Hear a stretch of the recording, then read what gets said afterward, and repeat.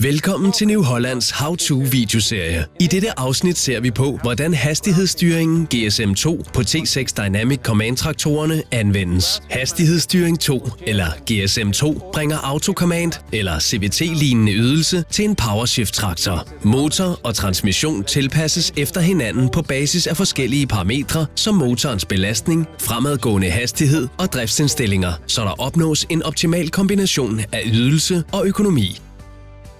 Systemet er let at sætte op og anvende, som du kan se i videoen. For at aktivere GSM trykker du på den anden funktionsknap og holder den inde sammen med autoknappen.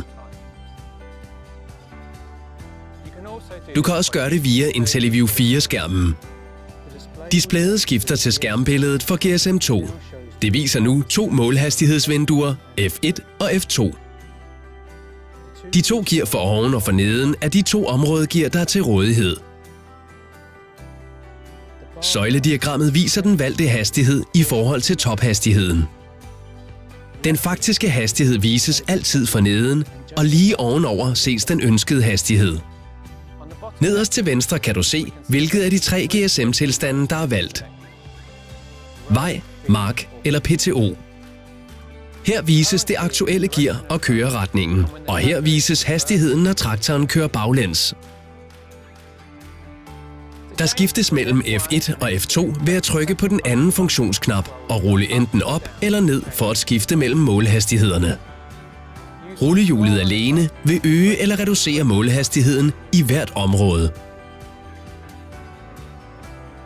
Når der trykkes på plus- eller minusknappen på Command Grip, ændres det tilgængelige gearområde. Forudsætningerne er dog, at det aktuelt indkoblede gear stemmer overens med det gear, der vises i øverste eller nederste ende af det viste gearområde på displayet.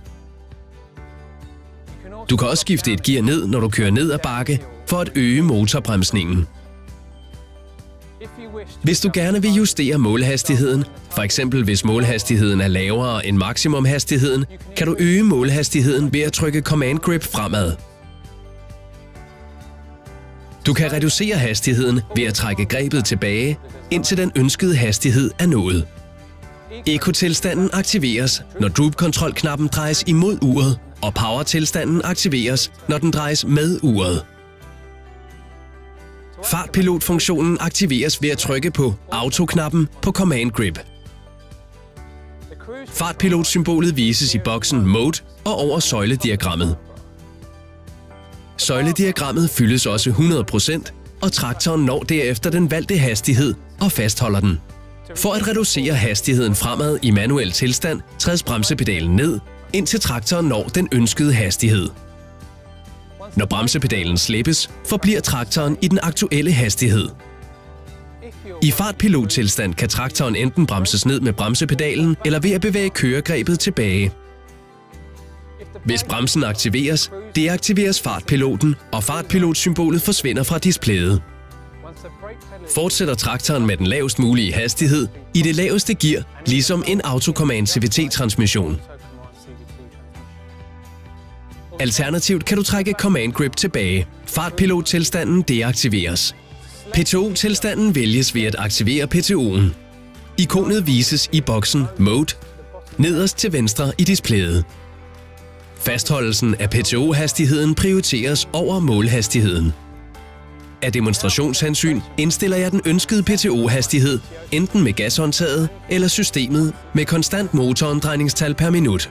Jeg har desuden indstillet maksimumhastigheden. Nu vil traktoren prøve at opnå maksimumhastigheden, samtidig med, at den konstante PTO-hastighed fastholdes.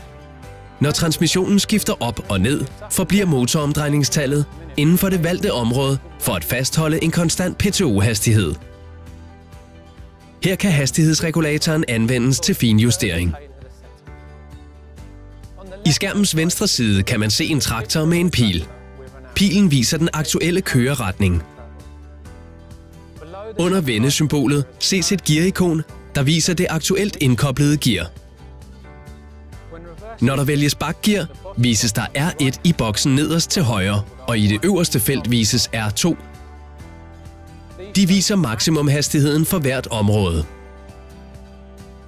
Nu vælger jeg bakgear, og du kan se, at det aktuelt indkoblede gear nu vises for neden, og for oven vises målhastigheden fremad.